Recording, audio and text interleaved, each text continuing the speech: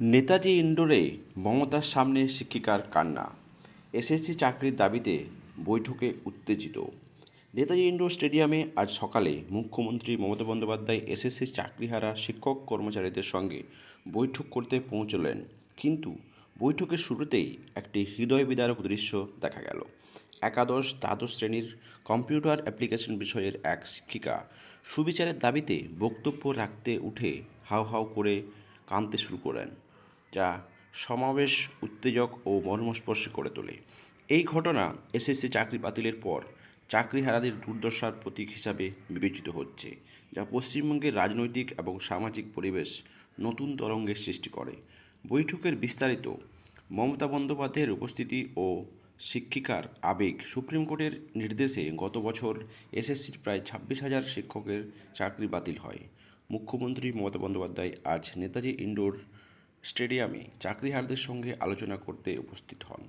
বৈঠকের উদ্দেশ্য ছিল চাকরিহারাদের সমস্যা শোনা এবং সম্ভাব্য সমাধান খোঁজা। তবে বৈঠক শুরু হতেই এক শিক্ষিকা, যিনি একাদশ দ্বাদশ শ্রেণীর কম্পিউটার অ্যাপ্লিকেশন পড়ান, মুখ্যমন্ত্রীর সামনে দাঁড়িয়ে সুবিচারের দাবি জানাতে গিয়ে হঠাৎ আবেগ আপ্লুত হয়ে কাঁদতে শুরু করেন।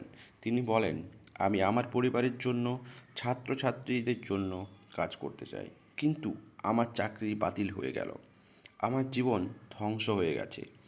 এই দৃশ্য দেখে সমাবেশের অন্যান্য চাকরিহারারাও আবেগ প্রকাশ করেন, যা পরিবেশকে আরও গভীর প্রভাবিত করেছিল।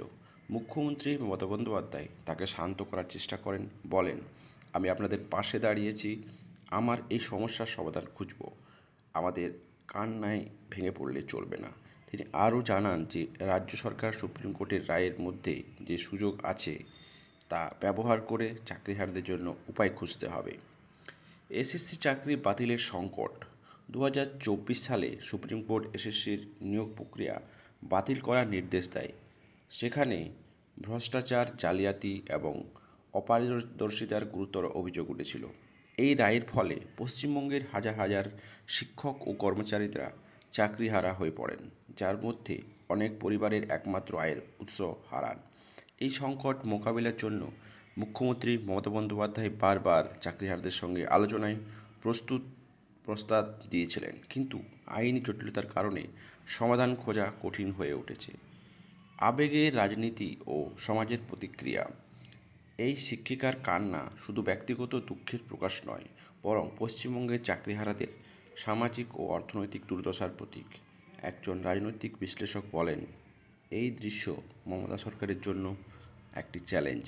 তিনি চাকরিহারাদের সমর্থন রাখতে চান, কিন্তু সুপ্রিম কোর্টের রায়ের বিরুদ্ধে যাওয়ার সম্ভাবনা নয়। এটি তাদের রাজনৈতিক ছবিকে প্রভাবিত করে। তিনি আরও জানান যে এই আবেগী প্রকাশ সামাজিক মাধ্যমে বিরলভাবে ভাইরাল হয়ে উঠতে পারে, যা রাজ্যের শিক্ষা ব্যবস্থা ও সরকারের প্রতি জনমতকে প্রভাবিত করবে। এই ঘটনায় চাকরিহারাদের মধ্যে আশা ও হতাশার মিশ্রণ সৃষ্টি করেছে। কেউ কেউ মনে করেন যে মুখ্যমন্ত্রীর বৈঠকে তাদের জন্য নতুন দ্বার খুলবে, কিন্তু অনেকেই সন্দেহ প্রকাশ করেন যে আইনি জটিলতার কারণে কোনো কঠিন সমাধান সম্ভব নয়। পরবর্তী পদক্ষেপ কী হবে এখন?